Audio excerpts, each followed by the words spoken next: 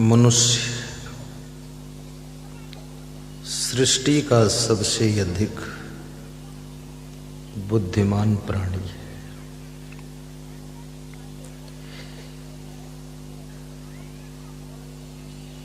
कुछ न कुछ सोचता ही रहता है। सोचते सोचते कभी कभी थक जाता है। कभी कभी अधिक सोचने के कारण सिर दर्द भी हो जाता है। अधिक सोचने के कारण लकवा अटैक भी होता है। बीपी हाई हो जाता है। शुगर की बीमारी भी हो जाती है। लेकिन एक लिमिट भर सोचना चाहिए।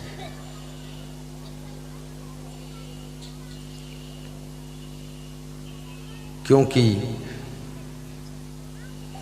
अधिक सोचने से तुम्हारी सुंदरता भी धीरे धीरे कम हो जाती है।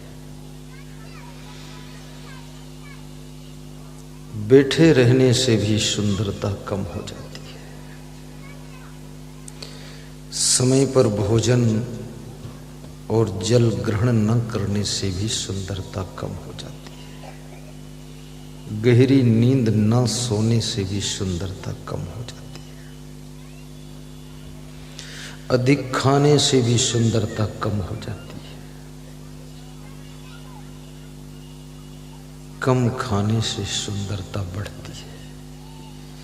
बिल्कुल न खाने से तुम मर जाते हो।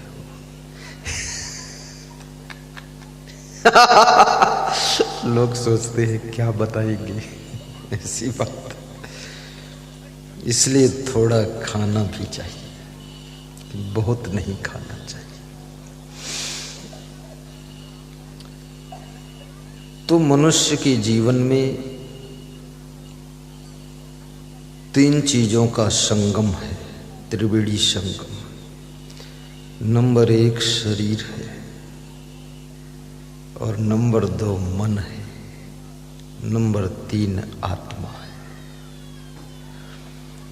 आत्मा अमर है। मन शरीर और आत्मा के बीच का सेतु है। शरीर नश्वर है। शरीर क्षणभंगुर है। शरीर अमर नहीं हो सकता है। शरीर की मृत्यु होती है, परंतु आत्मा को मारने का कोई उपाय नहीं है। उसे मारा नहीं जा सकता है।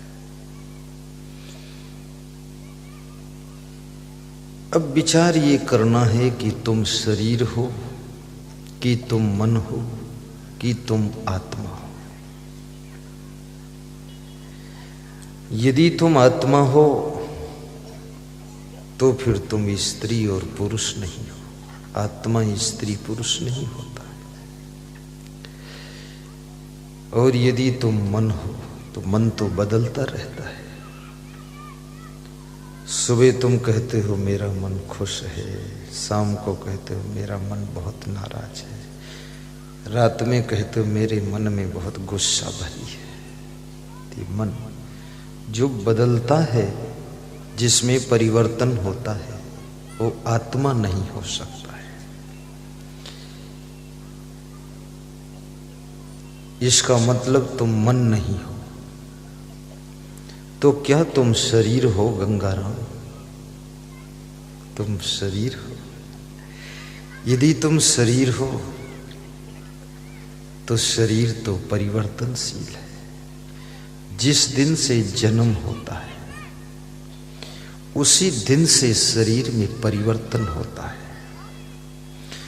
छोटा सा बच्चा 1.5 किलो का वजन, 2 किलो का वजन बच्चा पैदा होता है।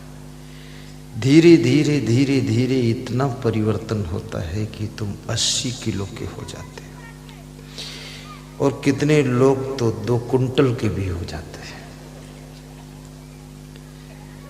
एक महिला का वजन 5 कुंटल है, भैंस भी उसके सामने हल्की है।